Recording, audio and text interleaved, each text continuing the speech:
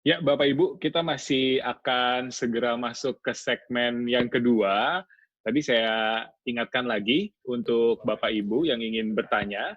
Dalam sesi ini kita sudah buka sesi pertanyaan, kami persilakan. Tapi saya sudah melihat kayaknya sudah banyak sekali sebenarnya yang bertanya dan penasaran sama seminar webinar kita pada siang hari ini. Tapi sekali lagi kami ingatkan untuk semua peserta, kami harapkan untuk bisa bertanya dengan tadi yang sudah kami jelaskan sebelumnya, dengan format menggunakan nama, kemudian narasumber yang ingin ditanya siapa dan pertanyaannya siapa, itu Bapak Ibu silakan masuk ke fitur yang ada di chat, kemudian dari fitur chat tersebut, nanti silakan langsung ditujukan pertanyaannya kepada co-host di Q&A ya, kayak gitu. Nah, baik. Tadi kalau sekilas sepertinya sudah banyak sekali kita sudah mendapatkan informasi mengenai COVID, mengenai juga mengenai Sumarekon Mutiara Makassar itu sendiri, dan nampaknya sudah banyak sekali ilmu yang bisa kita dapatkan ya, bagaimana kita sebagai pribadi masing-masing seperti itu, bagaimana harus bisa lebih waspada, bisa lebih hati-hati, jadi kita semua bisa semakin lebih aware mengenai COVID itu sendiri. Dan mungkin nanti setelah ini kita akan sama-sama mendengarkan sebenarnya bagaimana COVID ini bisa berdampak juga terutama untuk orang-orang yang juga memiliki penyakit jantung seperti itu. Nanti akan dijelaskan juga oleh Dr. Bambang Budiono, dan juga sekilas juga nanti kita akan masih mendengarkan mengenai Sumarekon Mutiara Makassar. Tapi jadi memang tadi sudah banyak sekali dijelaskan mengenai gejala-gejala, kemudian juga transmisinya seperti apa, kayak gitu. Dan memang semakin hari kita harusnya sudah semakin waspada ya, dan edukasi kita juga sudah semakin banyak mengenai penyakit COVID itu sendiri, dan ya kita semua diharapkan untuk bisa semakin lebih berhati-hati dalam menghadapi COVID-19 ini, kayak gitu, seperti itu. Baik, mungkin sambil menunggu tadi saya juga boleh reminder kembali untuk mengenai tata cara dari Zoom-nya. Baik, boleh di-reminder kembali untuk tata cara dari Zoom-nya, kami persilahkan. Ya, sedikit saya ulang kembali mengenai tata cara dari Zoom. Ya, baik. Tadi kita sudah masuk ke sesi yang kedua saat ini. Kemudian tadi kita masih membuka sesi pertanyaan, jadi untuk semuanya kami persilahkan untuk bisa bertanya dengan format nama, kemudian nama narasumber yang akan dituju. Bapak Ibu bisa bertanya langsung kepada dokter ataupun Dokter Bambang, ataupun juga kepada Bapak Along yang sudah hadir pada siang hari ini, dan kemudian pertanyaannya apa, kayak gitu. Jadi pertanyaan terkait sekitar ya, isu COVID dan juga jantung, ataupun juga pertanyaan mengenai Sumarekon Mutiara Makassar yang tadi sudah dijelaskan oleh Bapak Along. Dan pertanyaannya sekali lagi kami ingatkan tidak boleh mengandung unsur-unsur yang mengandung sara, politik, ataupun seks, dan tidak berkaitan dengan acara. Dan ini yang paling penting sebenarnya adalah akan ada 5 pemenang. Nah, ini dia 5 pemenangnya itu nanti berhak mendapatkan hadiah berupa voucher belanja senilai Rp1.000.000. Nah, kemudian 5 pemenang ini, sekali lagi, ini keputusannya berdasarkan keputusan dari manajemen Sumarekon Mutiara Makassar, dan hasil keputusannya tidak boleh diganggu-gugat. Baik, untuk melanjutkan acara berikutnya, kami persilakan kepada Melani lagi untuk bisa mengambil alih. Silakan, Mel. Baik, terima kasih Dewa. Kita sambil ngopi-ngopi, ngeteh-ngeteh sedikit ya Bapak Ibu ya. Dokter Bambang masih ada di sini, Pak Alung juga masih ada di sini. Dan terima kasih masih setia menemani. Kita webinar ini memang benar-benar pure ingin memberikan edukasi kepada Bapak Ibu agar kita semua lebih aware terhadap COVID-19 di Indonesia ini. Dokter Bambang, jadi langkah praktis, langkah efektif gitu ya, bisa kita katakan, apa yang harus kita lakukan sih agar kita terhindar dari COVID-19 ini? Memang kita sudah menerapkan seperti misalnya physical distancing, memakai masker, tapi praktisnya di lapangan, di kehidupan kita sehari-hari seperti apa yang seharusnya kita ingat betul tuh yang mana, Dok? Ya, jadi seperti Melani sudah sampaikan, itu cara yang paling mudah yang bisa kita ikuti adalah bagaimana kita berupaya memutus rantai penularan. Oke? Karena apa? virus itu sebetulnya kan bukan makhluk hidup. Betul. Ya, jadi kenapa bukan makhluk hidup? Karena dia sangat tergantung dari sel inang itu. Kalau tidak ada sel inang dia mati. Artinya dia tidak bisa mandiri. Dia tidak bisa mengenerate enzim, dia tidak bisa bagaimana dia memperoleh energi dan lain sebagainya, nggak ada. Jadi dia hanya melulu bisa hidup ketika dia numpang ke inang. Oke. Nah, kalau dia masuk ke sel, maka disitulah dia mereplikasi diri. Dia numpang, dia tumbuh jadi pabriknya. Jadi, ya, orang yang tidak mau menjaga diri sehingga dia potensi mudah tertular, sebetulnya dia itu mempersiapkan tubuhnya menjadi pabrik virus. Pabrik virus, wow. Ya, secara bahasa awam barangkali begitu. Kenapa? Karena tanpa sel inang dia tidak bisa memproduksi, dia tidak bisa mereplikasi supaya virus itu bertumbuh terus. Nah, oleh karena itu konsep-konsep yang bisa mencegah atau memutus rantai penularan itulah cara yang paling efektif. Tidak ada cara lain. Sepanjang belum ditemukan apa yang namanya vaksin. Oke? Karena sekali lagi kita tidak bisa mengandalkan imunitas tubuh kita karena kita bisa terinfeksi sebelum kita punya tentara untuk melawan virus. Dan kalau musuhnya itu banyak, kita bisa jatuh duluan. Gitu. Ya. Nah, jadi sekali lagi konsep yang tadi sudah Melanie sampaikan itu sangat penting. Kenapa? Saya boleh share ini supaya lebih memudahkan pemahaman. Silakan dokter. Ya. Jadi kalau kita misalnya kalau kita ditanya tadi mengenai sakit jantung, saya jawab dulu. Ini kebetulan ada pertanyaan masuk. Silakan, dokter. Kenapa sih bisa terjadi makin gawat kalau dia ada penyakit jantung? Jadi kalau orang itu terinfeksi, itu terjadi proses peradangan. Dia mengeluarkan banyak faktor-faktor yang bersifat membuat peradangan yang dikenal sekarang itu sebagai badai sitokin. Badai sitokin, oke.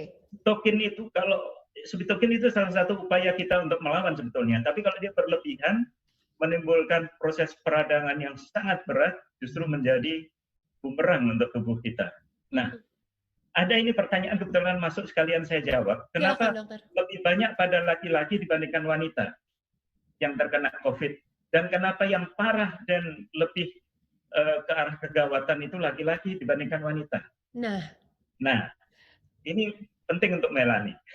Iya, dokter. Jadi, ini ada yang namanya gender differentiation.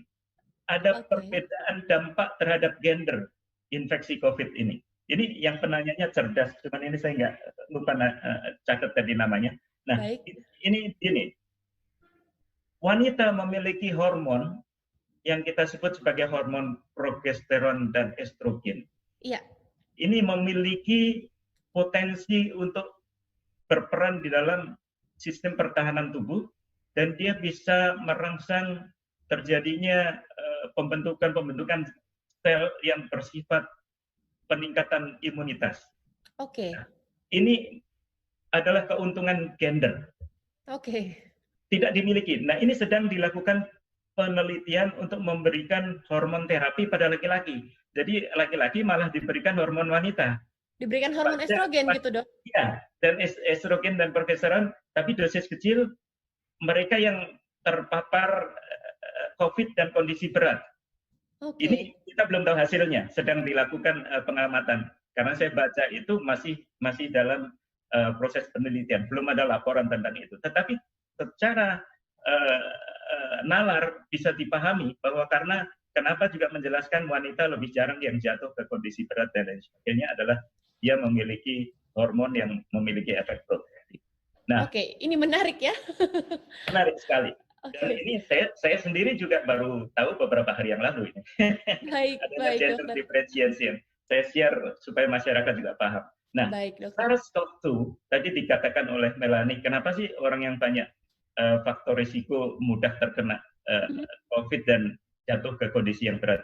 Kita tahu kalau orang terinfeksi banyak, dia bisa virusnya itu langsung menimbulkan kerusakan pada sel-sel otot jantung. Ya, karena sel otot jantung ini juga memiliki apa yang disebut reseptor S2 tadi, ya, yang merupakan pintu masuk dari virus untuk masuk ke dalam sel. Kemudian efek dari peradangan sistemiknya, juga fibrosis atau pembentukan jaringan ikat di sekitar otot-otot jantung membuat jantungnya juga bermasalah. Ada respon sitokin tadi. Ada juga kondisi hipoksia atau kekurangan oksigen. Ini juga semua berpengaruh, termasuk terjadinya tadi yang saya sebutkan penyempitan tadi, itu kapsulnya bisa gampang retak, pecah, menimbulkan serangan jantung, itu semua menimbulkan apa yang disebut trauma pada otot jantung. Nah, pasien-pasien yang memiliki banyak faktor risiko ini, apalagi hipertensi, aritmia, kardiomiopati, dan lain sebagainya, itu lebih mudah untuk terjadinya peningkatan kematian. Salah satu yang belum masuk di sini adalah obesitas. Nah, loh. Beruntunglah orang yang olahraganya bagus seperti Melanie. Kita lihat dari sini saja kita bisa lihat tidak ada sedikit pun lemak nempel di sana. Oke, dokter. Dan baik. Kita tahu Melanie, ya, ini yang saya sebut sebagai reseptor S2, tempat masuknya sel, tempat masuknya virus ke dalam sel, itu banyak sekali ditemukan di sel-sel lemak. Itu yang menjelaskan kenapa kita lihat pasien-pasien yang mengalami kegemukan dan lain sebagainya, manifestasi klinisnya jauh lebih berat, bahkan kondisi yang fatal seringkali, ya, yang dengan kegemukan dan lain sebagainya. Ini yang menjelaskan. Nah, ini berkaitan dengan juga olahraga tadi yang Melanie sebutkan. Olahraga tidak hanya sekedar meningkatkan imunitas, tapi juga membakar lemak. Betul. Ya. Betul. Melanie ini kalau lihat tuh, orang maraton ini lemak belum nempel sudah terbakar semua. Lemaknya tidak takut sempat ya, Dok? nempel, ya. Nggak sempat nempel. Jadi jenis olahraganya any kind of cardio, jenis apapun itu bisa dilakukan ya, Dok? Ya. Any kind of cardio. Jadi kalau kita suka jogging, lakukanlah jogging. Kalau kita senam, mau bicycling, static bicycling, ya, kalau nggak mau keluar di rumah bisa dilakukan, ya kan. Kalau mau lari di rumah bisa di alat treadmill juga sebetulnya, ya kan. Cuma memang agak bosan. Benar. Tapi demi kesehatan patut diupayakan ya, Dok. Demi kesehatan. Ya. Ada yang menanyakan juga ini, apakah boleh dijawab sekarang atau nanti saja? Nanti dulu kali ya, Dok, ya, karena memang saat ini kita ingin mendengarkan testimoni Dr. Bambang ini dari Profesor Insinyur Sixtus Gusli, dosen dari Universitas Hasanuddin Makassar yang merupakan sekaligus pasien dari Dr. Bambang yang berdomisili di zona merah. Nah, silakan ini Prof Insinyur Sixtus Gusli untuk bisa menyampaikan testimoni singkat terkait diskusi kita hari ini. Halo, Prof. Belum ada audionya, Prof. Mohon maaf, di-unmute dulu. Nah, ini sudah terdengar. Silakan, Prof. Ya, saya memang pasien Dr. Bambang dan kayaknya saya sudah 15 tahunan punya masalah jantung. Saya baru tahu 15 tahun yang lalu, berarti saya bukan bawaan. Dan masalah jantung saya itu hipertrofi, penebalan otot. Tapi manifestasi gejalanya mirip aja dengan jantung koroner. Nah, saya ingin berbagi mengenai bukan penyakit jantung saya, tapi bagaimana saya hidup di tengah masalah pandemi COVID-19 ini. Saya punya resep sederhana sekali, gimana yaitu tuh, Prof? Bagaimana adaptif sekaligus mitigatif. Jadi kita punya usaha untuk mitigasi, bagaimana mengurangi kemungkinan terpapar, bagaimana membuat kita punya daya tahan tubuh menjadi naik dan sebagainya. Tapi juga kita adaptif, bahwa misalnya kita harus bekerja dari rumah, harus menjaga social distancing. Nah, adaptif dan mitigasi itu hanya bisa dilakukan kalau kita lakukan dua hal menurut saya. Yang pertama adalah mengenali diri. Kenali diri itu misalnya tahu bahwa saya punya masalah jantung. Tahu bahwa saya punya pekerjaan sebagai dosen yang harus berinteraksi banyak dengan mahasiswa, tetap harus mengajar. Saya tahu bahwa saya udah tua dan sebagainya. Dan itu membuat saya bisa mengukur nanti seberapa besar usaha saya untuk beradaptasi dengan masalah ini. Nah, kemudian yang kedua setelah mengenali diri adalah pengetahuan. Sebenarnya pengetahuan mendasari semuanya sebenarnya. Yang tadi dijelaskan oleh Dr. Bambang, sebenarnya itu banyak berhubungan dengan pengetahuan sebenarnya. Untuk orang-orang seperti saya, apa yang dijelaskan Dr. Bambang tadi itu ya barangkali hanya 5% yang saya tidak tahu sebelumnya. Semuanya saya sudah tahu itu. Jadi itu hanya pengulangan untuk meyakinkan saya. Bahkan kadang-kadang kita sering menerima informasi dari orang-orang yang mengatakan dia pakar virus apa semuanya. Kita olah dengan kemampuan berpikir untuk bisa menyesuaikan kalau begitu bagaimana saya harus bertindak. Jadi pola hidup kita bagaimana dengan makanan, bagaimana dengan olahraga. Lingkungan di rumah kita tahu misalnya kalau misalnya virus itu dia disebarkan melalui droplet. Pasti kita tahu berpikir kalau dropletnya itu di udara tertutup pasti tinggal lama. Jadi kita sudah tahu lah gitu ya. Jadi pengetahuan digabungkan dengan penyadaran diri mengenai siapa kita, itu akan menghasilkan kegiatan atau hidup yang adaptif dengan kondisi sekarang. Anda suka atau tidak suka, kita sekarang punya COVID-19 di seluruh dunia. Jadi kita harus adaptif. Bagaimana cara kita beradaptasi? Tergantung dari bagaimana kita punya kehidupan. Saya tidak bisa menggunakan caranya Dr. Bambang dengan cara saya. Dr. Bambang misalnya untuk mengetes dia lalu langsung ke PCR. Saya mungkin karena tidak bersentuhan langsung dengan orang yang terkena COVID, tidak harus lalu ke PCR, tapi saya bisa mengukurnya dengan cara yang lain.